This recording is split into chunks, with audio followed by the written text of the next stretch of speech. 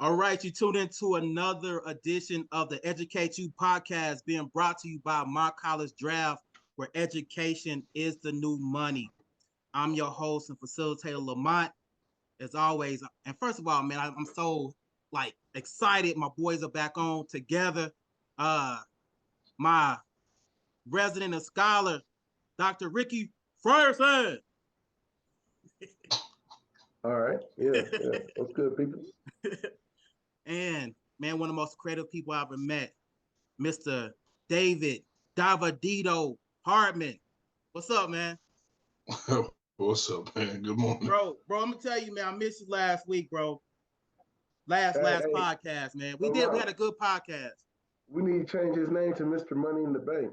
Oh yeah. You gotta drop a verse. Yeah, you know what I'm saying? Mr. Money in the Bank right here. Bro, it's indeed a pleasure.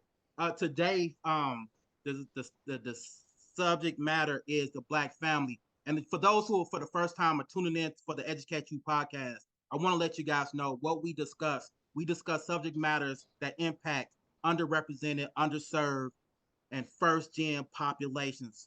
Today's subject is the Black family.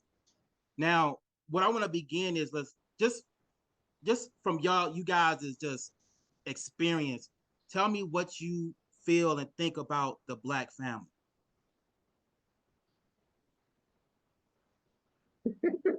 I'm trying to think. That's a good question. I think when I think about the Black family, I can think about it in past, present, or future. Past, I think about the Black family as skillful labor, big families, nuclear families. Um, then they transition to absent fatherhood. I think present today, I think we're seeing a variety of blended families, diverse families. So can't just say we're just Black anymore. There's interracial couples. There's um, Black as far as African American. There's African families, and there's a true cultural distinction between that. And in the future, I see where hopefully our children step into their cultural rights of entrepreneurship, ownership, uh, longevity of financial literacy. Hopefully, so those are the things I see when I think about the Black family.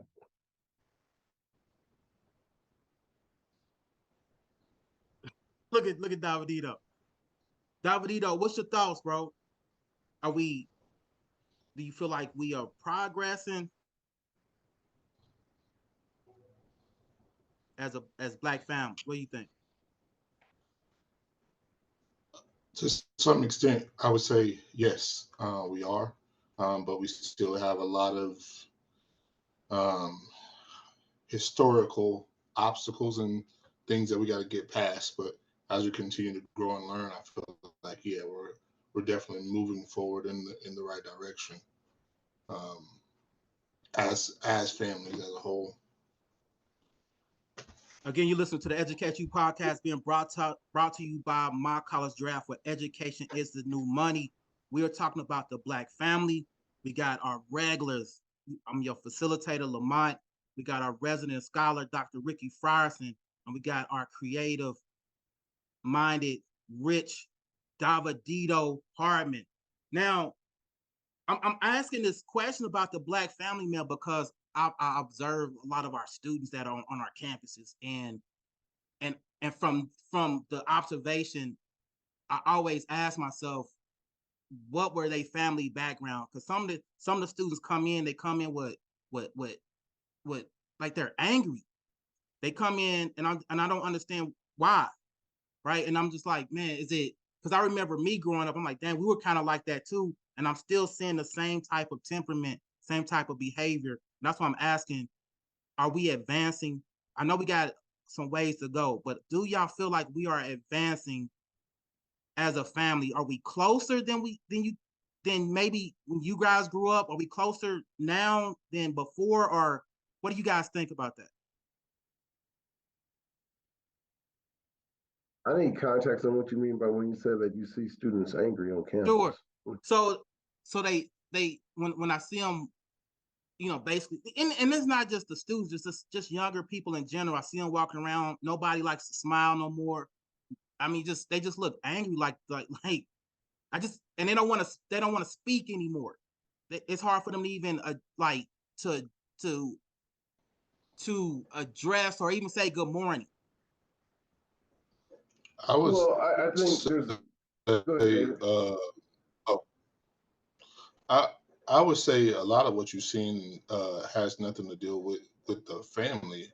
It has everything to deal with social media and the lack of that person to person communication. All their communication is phone or whatever. So to actually have an interaction with a person, they they're not experiencing that as much. So and then also coming off of COVID and yeah, the social is a huge piece of what you're talking about. I don't think it's so much of the family aspect of it because in those places, a lot of time it's a lot different because they're comfortable. So, I would agree. I would think number one, you probably see students angry and upset on campus because they back at school. Summer's over. Number one. Number two, school's expensive.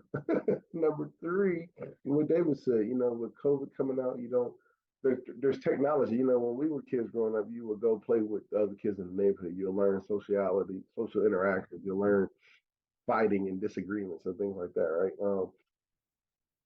Here, I think you can just shut off your electronic and then be cut off to the world, and so you're not really forced to learn how to have proper social skills. I don't think that necessarily what, like David's saying, is attributed to the black family. I think that's more cultural. I think when we think about the black family, what's more contributed is this lack of financial literacy, this lack of understanding how to save money in the home. This lack of I'm gonna pull in the Dion and the Lamar Ball for a second. When you have boisterous black fathers or black leaders, it's like sometimes society doesn't like that, and sometimes you need that for the families that we're trying to raise and how to teach men how to be kings and strong men in society. So I think what we're lacking the most is possibly the strong, positive black male in the household, so fatherhood, but then also teaching financial principles of education and literacy and entrepreneurship is what I see as the most prevalent issue around the black family. So, and I appreciate both of those statements.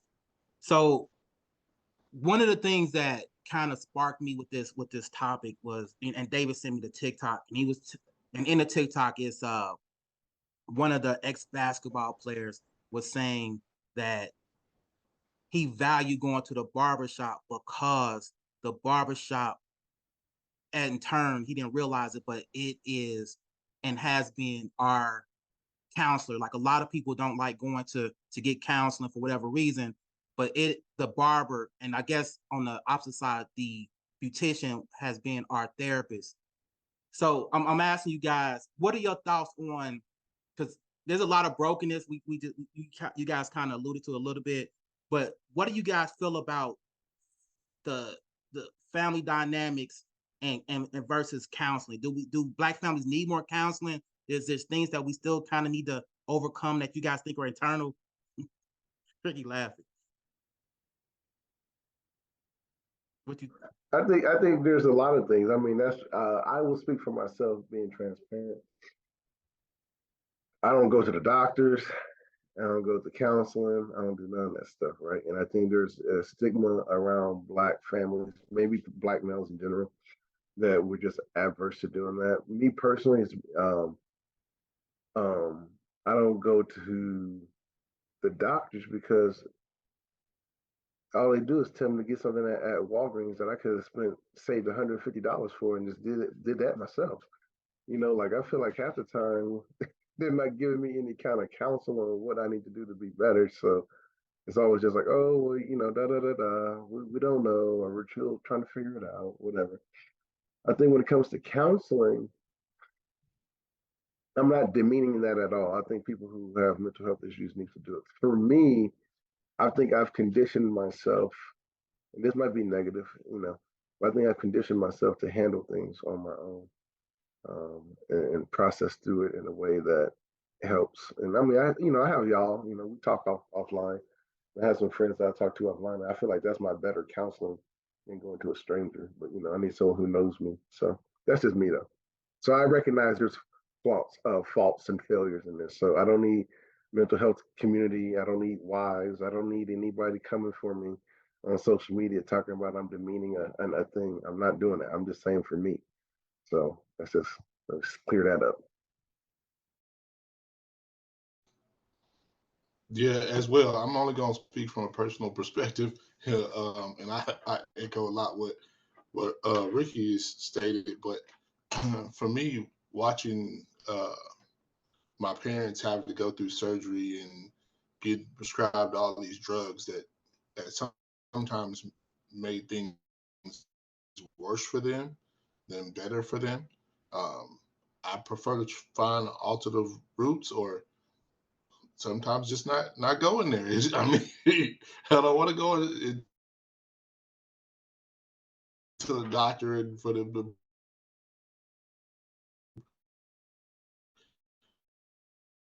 to probe me and all these other things there. While I do understand it's in there for our society and helping people, it's just not something that I necessarily personally subscribe to. Uh, this next piece, some people may take a little different or a little wrong, but I feel like we grew up at a time where you didn't have an opportunity or a chance to have a mental health problem. You had stuff that you had to get up and do and take care of, and it was going to be there whether you cried that morning or you didn't, right? But I do feel like as males, when we do have those breakdowns, we by ourselves in a dark place with nobody else around, right? So trying to find someone to communicate with, whether it is your barber or a friend or whatever the case may be, probably has been a sense of therapy for us, but it's also finding people that you could trust, right? Like I'm not just going to be telling everybody my business like that. So, we all grew up with what happens in this house stays in this house. So we ain't sharing a whole lot of information. So. Again, you listen to the Educate You podcast being brought to you by My College Draft, where education is the new money. Today, we're talking about the Black family.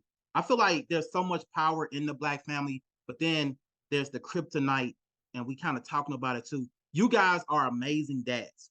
Do you feel that there's still some issues, but I'm just from your perspective, you feel like the Black father is being, we've improved as Black fathers in the home. With do you feel that you've heard like less dads not being there? Like, tell me what you guys think about that. Are we getting stronger as dads in the homes? I can only speak to the fathers I know, and most of the guys I know that are fathers are present. And I think a lot of it is because our fathers, like my dad didn't grow up with a dad in the home, right? And I think most of our fathers probably didn't grow up with fathers, and so now our fathers try to be a little bit more active, or a lot of people in our generation didn't grow up with fathers, and they're trying to be more active for their kids' sake, right? So for me, I'm very thankful for my dad. I mean, like, my dad was a man of few words, but some of the things he taught me was he was always consistent. He was always there. Like my dad didn't really believe in, house roles as far as man and woman. So he would be cooking, he would be cleaning, he'll be ironing. So that taught me to do the same thing. And I teach that to my kids. And I teach my kids to truly be independent. One of the things I try to do, because I travel a lot, as you all know, and I do a lot of stuff for work. One of the things I try to do is, me and my wife about about a year and a half ago, a year ago, we set aside where we do daddy daughter or daddy son, father son day. And so we just spend a weekend. So like, we'll plan what they want to do. They get to choose kind of like where they want to go. We put limitations like I'm not flying to Japan for a weekend, right? It's more like we might go to Denver, go to a concert, or go to I take my son to like WWE things, something like that.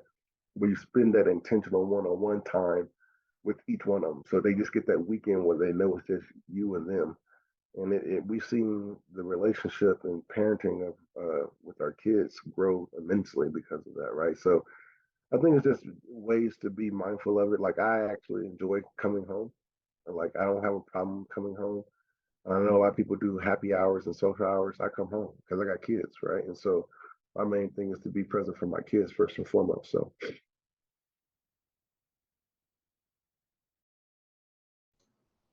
Yeah. Yeah, once again, echo a lot of what Ricky just stated.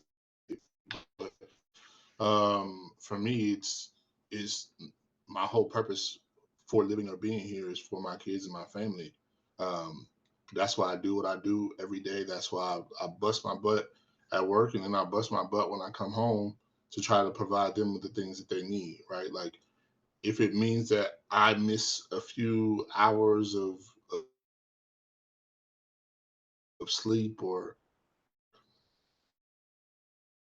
time that I feel like I just want to relax with them and they're going to remember forever, then that's me. But I think a lot of those things are learned from things that we didn't have growing up and trying to provide that for our offspring. So the other thing is, if we're not trying to find ways to help our families grow, then how do we grow as a mass moving forward, right? Like the ones under us have to do better than what we've done, and we're passing along knowledge and information that we've learned throughout our time, even though all of it may not be right, but some of it's better than what we started with. So And I like that. I think the unique thing about black families is that we are we're so inclusive, meaning that if there's somebody we care about that's outside of our household, we consider them family too. Like it's just extends like a blanket statement. And it sounds like to me that a lot of and again it speaks to the power of the black family that when it works inside the house, it carries outside the house. So if you got it together inside the house, it just carries outside. So again, you guys are dynamic dads, dynamic husbands. Do you guys feel as if, and again, this is kind of crazy to me. Do you feel like the black families are ready for this? And I'm looking at this politics, and I hate politics, but do you feel like black families are ready for what is about to happen politically?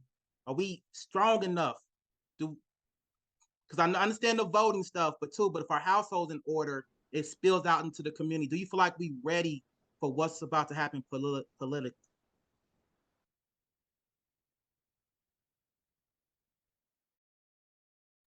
I can't tell if David frozen or not. Go ahead, Dave. I was gonna say, yeah, absolutely. Um, the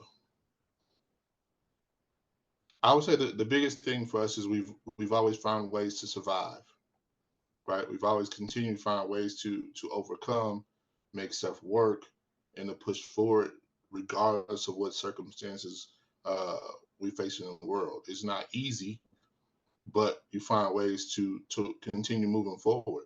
So, and I'm not a political person by any means in that sense, but we have to find ways to continue to move forward because to be honest, the world gonna keep moving regardless of what you got going on. It's just gonna pass you by, and you're gonna be sitting there, sitting in your feelings.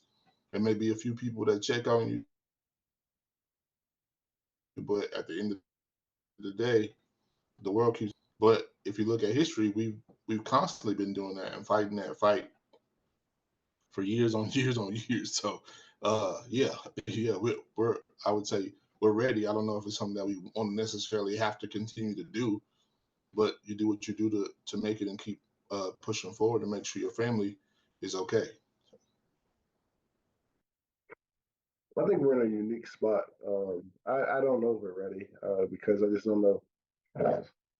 I can't say we're ready if the nation's not ready. Like our nation is very divided in politics right now. It's become a very strong political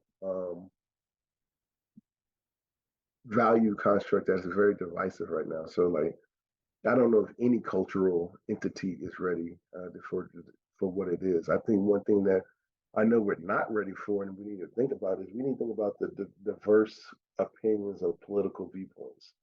I think there's this notion that all blacks should be liberal. I think there's this notion that all conservatives are Uncle Toms or whatever, and we're not accepting. And I think when you really ask people in one-on-one conversations, at least I found when you ask people one-on-one about different things, we're pretty really independent. We're a little bit conservative. We're a little bit liberal. There's some things that we're conservative on when it comes to religious aspects or beliefs and structures because of our being fruit of the black family. And there's things we're liberal on because we're black in America, and we know that if we don't have rights or civil rights, then if we limit certain things, the first thing that's going to limit is the black culture, right? But there's also things in which I think we want to keep central to the growth of the black family that is also in question. And so I don't know. I mean, I don't think we have wholehearted acceptance of having um, diverse individuals, black, Hispanic, white, on the spectrum of political beliefs. I don't think we're ready for just the craziness of our nation for politics in general. And then I think another reason why we're not ready is because for whatever reason, in my opinion, we still struggle as a black culture to harness our full political capital in this nation. And it's confounding to me where most ethnic groups can find a way to harness their the dollar within their community, businesses within their community, entrepreneurship, and we have that, but not at the rate or not at the proportion I think we should, based on the representation we have in this country. So I don't know if politics is the answer to that. I think that's something we have to figure in ourselves.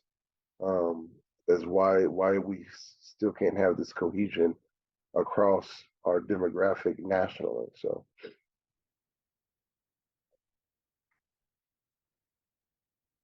Bro, that last thing was kind of interesting. This is why the black family is a like now when I'm talking and I'm listening to myself say it, it seemed like the black family, the concept of black family to me is the answer to a lot of different issues that we face globally as black people. You just said about the economics. I feel like if more, like you said earlier, Rick, you was talking about the financial literacy. Again, I was talking about the kryptonite versus the power, and some of the kryptonite in a lot of our families is that the lack of financial awareness and financial literacy. So it seemed like if it was able to be taught better in homes, it'll and dispute if you want, like it'll spill out into community where if we're sharing that information in the household, the blanket statement is that it can impact the community where now we're sharing that information with our neighbors and it grows to a community where now we're able to produce economically as a whole where we're sharing the dollar where a dollar can rotate more. I feel like it all starts in the household, in the black family concept. So when we together in the house, it seemed like the metaphor is our house is globally like all of us. Like so it can do you feel like the term of black family properly done in the household can be an answer to either financial literacy, even to even to resolving crime too? Is that too much to say? Like the the like the family structure in the house, that philosophy carries over to the community. So if more black families are together, then that community can possibly be tighter. Any disputes on that? Does that make sense? I know I went a lot. yeah, that makes sense. But I mean, you answered your own question. Of course, if the immediate nuclear family was done properly, then the residual effects of the benefit to the community and to the household itself and to future generations will be sustainable. So of course, if you teach your kids right and help them be preventative to take drugs, help them get advanced education, college or some kind of advanced personal learning, stay in contact and communication, spiritually pray together, go to church together, things like that. If you're non-spiritual, you just do things to keep the nuclear family intact. Of course, that's going to yield dividends to the community because you have stabilization in one house, and you have stabilization in one house, and that's duplicated, kind of like what David was saying earlier. If that's duplicated across multiple houses, then as a whole, that is done. I think the notion though is how do you teach the balance of societal issues and pressures. So I'm not really worried about the internal. There's some families, there's some folks in the black family, they just ghetto, right? And they just hood, and they're not gonna learn. And we just gotta be honest about that. There's some people who just, they feel like if they leave the hood, then they've sold out. But then you're never growing. You're in a perpetual cycle of generational poverty, right? There's some folks who try to stay in the hood to refurbish the hood. That's fine, but it's about the mindset, right?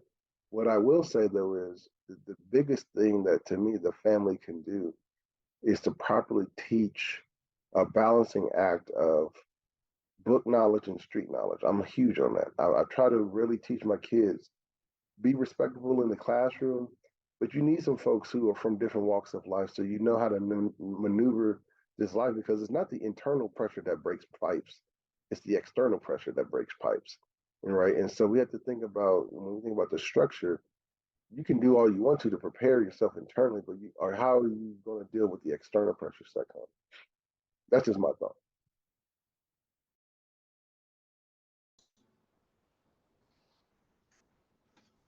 Yeah, a lot of that I would definitely echo. I mean, I've been trying to find ways to balance that with my kids right now. I got two boys, right? So how do you function in society of the world you live in, but also educationally be smart, all those kind of things, and not be looked at as negative. So understanding the world from several different views. But when you asked the question, it made me think about, and I can't think of the dude's name, one of the basketball players for the Boston Celtics, and him talking about building basically a new Black Wall Street in Boston, right? So, Jaylen Brown? but I think a lot of say it again. Jaylen Brown? Yeah, yeah. But I think honestly, I think a lot of us are afraid to even go down that road, right? Because every time something like that has been built, it's been burnt to the ground and stuff has been taken away. Community and being able to have something for us. I thought about food just now, but anyway, to have something for us to continue to grow and build on. But But David just brought a really good point here, which is we've had evidence of successful Black communities. Then that again did not survive external pressures because of societal privileges that advantaged the majority, right? So you think about Tulsa, you think about Rosewood, you think about East St. Louis, you think about some of these locations that were prominent areas where you had nuclear Black families, you had the businesses thriving off of each other, you had the community staying within its own. And so it was very successful at that point. And so I think that's another thing as well, is that we've had proof of that happening when given when given when given proper resources, adequate jobs that are livable, and then opportunity to grow and be innovative within our own community. So I'm gonna ask you guys, with that in mind, does that in turn in our minds, because there has been Black Wall Street, there has been versions of Black Wall Street out throughout the country, does that create a ceiling in our mind that if like fear that if we go beyond this point, then the boogeyman coming, this can happen. It On an causes individual level or collective level? collectively, because I go think ahead. I think I can't name. I'm remiss if I don't say that there was, and I wish I knew the name of the community. I remember I was on a work trip in Sacramento, and there's this like thriving little Black community, but it's visited and frequented and patroned by everybody, right? Whites, Hispanics, Blacks. but it's pretty much like an all black owned little block of Sacramento. Real nice. I forgot the name of it. Um, I think if done properly to where you integrate, I think there might be some notions of where people still might want to segregate black communities from other communities. I think you have to find ways to be integral and finding ways to integrate, not integrate necessarily within white communities, but integrate with diverse communities, right? So whatever's around you. So how can Hispanic and black communities get along? How can Asian and black and white communities get along? So it's more about doing that in the way to where I think one of the problems with America as far as our economical construct, because we're a capitalistic society, and a lot of times capitalism is steeped in competition. So if someone is winning, then the mental notion is that I'm losing. Whereas a lot of wealthy people realize there's more than enough money to go around, right? And so how do you share it? And I think most central core ideology of the black community is tribalism. How do you work together as a community? So yes and no. I could see why there might be a fear if we get too strong, then people gonna change laws and stuff like that. And I mean, you think about that with the political side, right? The black vote's becoming too strong. We got to change the way people vote and how we register, all that stuff. So I think there is some aspects of it that are steeped in truth, but I think there's also things where we got to be innovative in how we do business because we got to figure out how to frequently connect with other communities as well. You listen to the Educate You podcast. We're brought to you by My College Draft, where education is the new money. We've been talking about the black family. You know, and I asked this question, especially of us. We all grew up in urban environments, and so you have that. I know we used to. If you live in any like public housing type concept, you have the old lady that's selling candy out of her crib, and that's the candy store. You know, it's all these makeshift entrepreneurs. But then the entrepreneur who has the tenacity to take it from the neighborhood and kind of start their brick and mortar, as long as it's almost like we cap off our own success. Like it's like we looking over our shoulders, trying to see if somebody gonna stop us from continuously winning. And I'm like, how do we as a black family almost create like a black hedge of protection in a sense or support system, which is the same as family support system that can encourage more entrepreneurship, more financial literacy. That's been my thing. Like, how do we do that, man? Because even within our politics, man, you got people that are running like a, and I hate to say this, man, but like Clarence Thomas. Clarence Thomas act like he don't even belong to us. I don't even know how that happens, bro. But I'm like, how do we create a hedge of protection for those who don't want to be Clarence Thomas so that we can win as a whole, as a black family? I don't think I don't. The first thing I go to is the Bible. The Bible is very clear. The love of money is the root of all evil. Not money, but the love of money. And I think when you get to that certain level, you get used to certain power and privileges and having access. Because you hear the stories about it. No, I don't know how true they are, but you hear the stories about how pretty much, hey, we'll pay for your yacht, we'll pay for this, we'll pay for that, we'll pay for your grandma's house. And it's no different than when you have universities paying athletes to come to their school, right? And you just hope you don't get caught. I think we see this construct where there's an issue with people's money or the resources in the black community, and so when you get a large part of money and you never knew how to deal with it, or you are easily influenced by a large sum of money coming your way, it can shift the way you fundamentally and ideologically maneuver in society, which then you slowly, people don't become corrupt overnight. They slowly become corrupt. You slowly sear aspects of what you think is right over time. And then you don't even realize. So I would argue that a lot of people who become villains in society don't even realize they became a villain until afterwards, right? And so it's the accumulation of things and then the fear of loss of power and stuff like that. So that's what I would say with it. I don't know if there's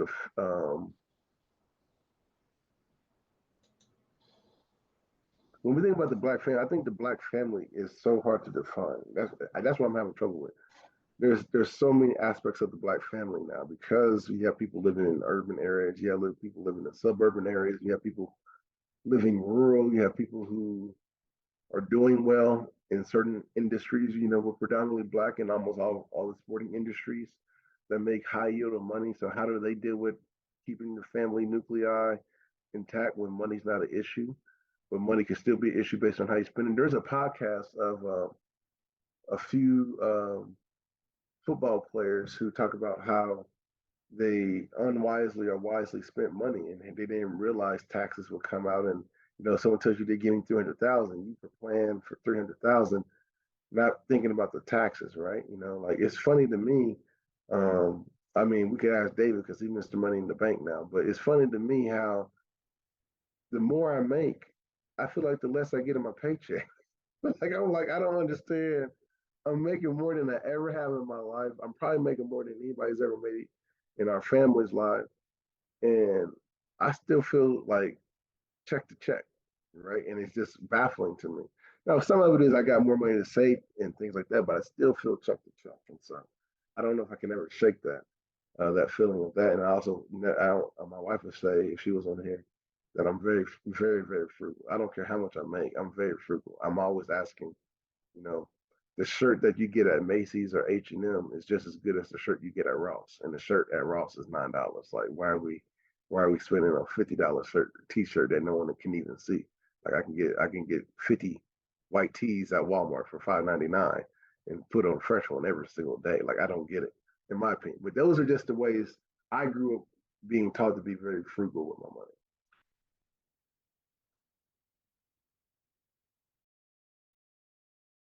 Again, you listen to the Educate You podcast being brought to you by My College Draft, where education is the new money. We are talking about the Black family. Uh, this is interesting to me because Ricky, you just said something, man. It's hard to define Black family because there's so many dynamics of what we as Black people consider family. It could be somebody that don't live in our house. It could be somebody we just met and just had a bond with. We consider them as family, and this is so I feel like this whole concept of family, especially, and I'm gonna use Black family. I just feel like if we embrace it for what it is, instead of I didn't grow up in this great household, this happened to me, that if we embrace it, it seems like it can solve a lot of the issues. And y'all, we mentioned earlier about mental health. I've never seen so many Black people talk about mental health now than before. I don't know. I mean, it was issues before, but they're really coming out now. And I don't know if it was just swept under the carpet. I don't I don't know if it's because our favorite person is talking about mental health that more people are coming out. But that same instance is that same kryptonite.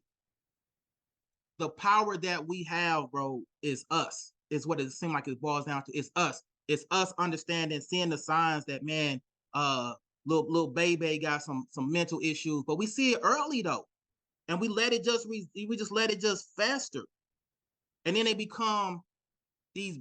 No offense to hip hop culture, but they become these broken rappers that are out here right now. So I'm saying to you guys, and I'm asking you guys, because it like we all are family oriented people on this podcast, but I'm saying to you guys, on the horizon, because you talked about it earlier, on the horizon, does it look good for us? Well, I'm gonna say this because I always try to put my little Jesus segment into every episode. As long as Jesus is Lord over my life, it's always going to be good for me. Like there's always hope and faith. So that's number one. I think number two is the notion that the most dangerous word in society right now to me, the most dangerous word is normal. Everybody crazy. Everybody got some kind of issue. I mean, some people's is more visible than others, and so it's just about how you treat folks. Like for that's to me. Now, there's some folks in my family I just don't kick it with them. It is what it is.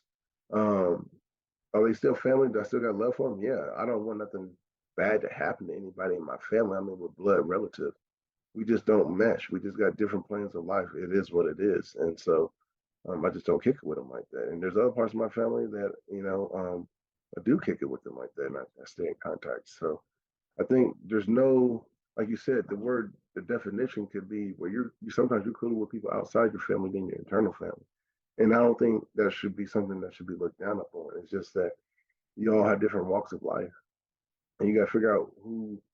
My main thing is to keep peace in my own mindset in my household, right? And one of the most destructive things is when you don't have peace in your own immediate home or within your immediate family. That's really destructive, right? And so my main thing is just to keep peace when I can. Um, I don't try to piss people off. I don't try to make people upset, but if people get upset, it is what it is. And we can either talk it out or we just don't talk. And it's that simple. So that's just how I choose to move in my life. With immediate family, blood family, or external family. You know. I don't know if I was still freezing up or not. So yeah, I would say once again echoing a lot of what Ricky said. Like you have to protect your circle and the people who are around you. There's people in family that you gonna be cool. I would say our neighborhood really, or a block that was pretty much our family. We do block parties all the time. We, neighborhood fish fries and all that stuff, and they're still doing that to this day. The day after Thanksgiving, all the men got together and hung up the rings down the street with the Christmas lights on it. So that sense for me was a little bit more community as well as family. We got a huge family, so we always got together for a bunch of different things. We didn't always agree on everything, but we constantly had each other's back in whatever was going on. We also took other people in if they needed the help, regardless if we had it or not. It's one of the things I yell at my mom for right now because I'm like, you got me out here helping people and taking people into my house and all that stuff, but it's just because I grew up around it. So yeah, it's an extension to internal family, but once again, just echo Ricky, like the peace inside of your home has to be there, man. And that in itself takes a lot of work. Well, so Bro, not to get super deep, but I was when you were talking, bro. Your neighborhood, it was something I thought was unique about your neighborhood, David. Is it was those men from those different households, and they gather at somebody's household, and the men have these conversations. And I was sitting, I was watching, I was like, that is profound. And as I'm thinking about that, bro, I'm like, dog, you can't talk about mental health without first saying the word men. You can't talk about mentoring without first talking about men. And I feel like the answer to a lot of the Black families, whether it be somebody who's not family that we call cousin and or whatever it is, it seems like it all connects. And I was just looking at, I can't, I'd be remiss if I don't acknowledge, how strong women are, but I just can't not see a better society if we have stronger men. And I'm going to go specifically is Black men. And that's one of the reasons why I'm talking about this Black family. You guys are two of the best dudes and dads and husbands that I know. And in closing, if you could, if you could you speak to the Black family who they just starting out kind of, they got multiple kids where they got two boys or they got boys and girls. Ricky, you from that perspective with the boys and girl, David, you talk to all men household. Talk, talk to them, and if you can do it in like a minute or less, can you talk to those families? From my end, I think I'm thankful for um Kobe Bryant kind of bringing together this notion of being a girl dad. I think from a fatherhood standpoint, the way I look at it is it's gonna sound weird when I say it because I just don't know the best words to say it. But black fathers need to date their daughters early so they know what love is like and they know what to respect. I don't need my daughter to be wild by a fancy car. Nope, got that. I don't need to be wild by some kind of high end dinner. Nope, got that. I don't need to be wild by flying first class. Nope, got that. Where's your spirituality? What's your actual vision in your life? What's your plans for yourself? How you going to do things? And so I would say that if you don't teach your daughters how a man should treat them through fatherhood, then a man will raise your daughter instead of you raising your daughter. I think for a male, I think, both for, I think it's true for both boys and girls. How does a man know how to be a man? When he looks at his father and how he treats his wife in the relationship. He looks at his father and looks at the consistency behind the scenes. I'm sure my kids can tell you all my negative aspects because they see me 24/7. They see me when I'm stressed. They don't see, you know, they know what it looks like when I'm angry and stuff like that, right? But how does a man know how to be a man? Well, that guy looks at that father. That boy looks at how you should take care of your household by looking at that father. That guy looks at, or that boy looks at how you handle business and tough out, tough situations like David was talking about. But how does a woman know what to look for? Well, that girl looks at how does her dad treat her mom? How does her dad treat her? How does her dad play with her? How does her dad speak to her about relationships and love and sex and all these other things? And I don't, I'm not one to shy away from any conversation with my kids. Like we've had some, out there conversations about, just a couple of weeks ago, my son was asking about strippers. He's like, "What's a stripper?" you know, we had that conversation straight out what it is, right? And I told him what it was and stuff like that. And so I think just being transparent with your kids, for me, something that I do that a lot of folks get upset about. So, if you don't want your kids to hear this, then put that disclaimer out there. But me and my wife told our kids Santa Claus don't exist. We work. We pay for these we pay for these gifts. Ain't nobody breaking into my house in the middle of the night to drop off or take anything.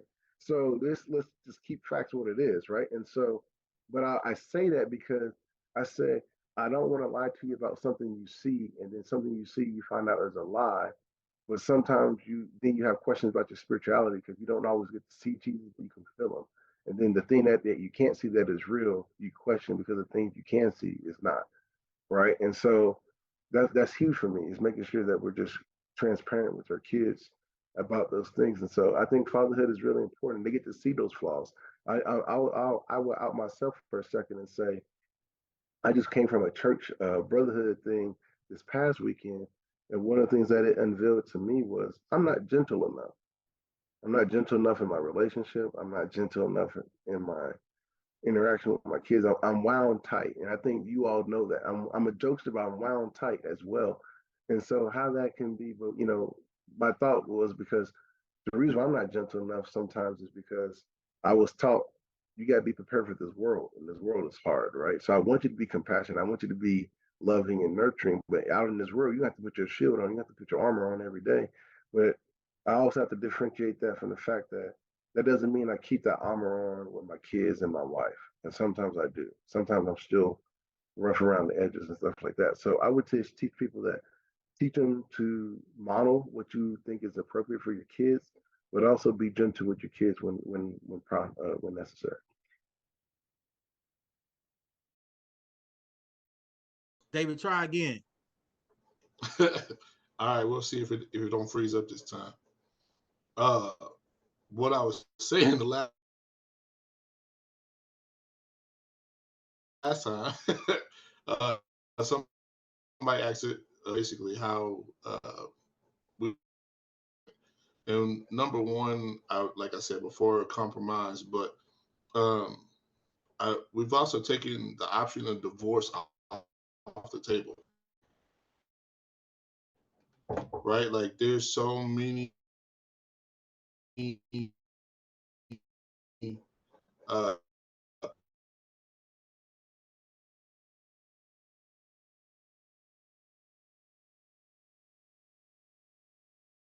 people who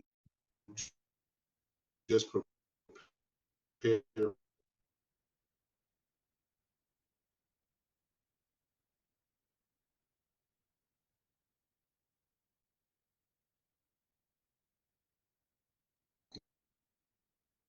This is David. I think you're frozen again, which is a sad commentary because I know you're saying something profound, and I'm just baffled by the fact that for the first time in our show's history, you got all the technological issues when it's typically Lamont. So I'm just Yep, confused it by froze again. yeah, and I'm just saying I just find the irony of for the first time Lamont don't have tech issues and you do in our show's history when Lamont's usually one with all the technical issues and stuff like First that. of all, that's why I'm laughing, and then two, bro, you said some good stuff too, man. Taking divorce off the table, talking about The compromising. technical issues. I'm gonna put if people can put those two things together, those are powerful within itself, man.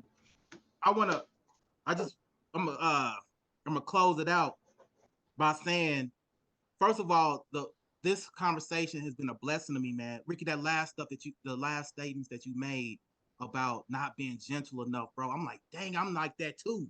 Like I'm too wound up. I'm like, to me, and it's my problem. I know it's my problem, man. But I'm like, dude, I hate feeling like I'm losing, and I can't. It bothers me so much, bro. I can't be around people that's cool with losing, and I'm like, and it's not good for everybody, that type of personality, man. So I gotta take care of that.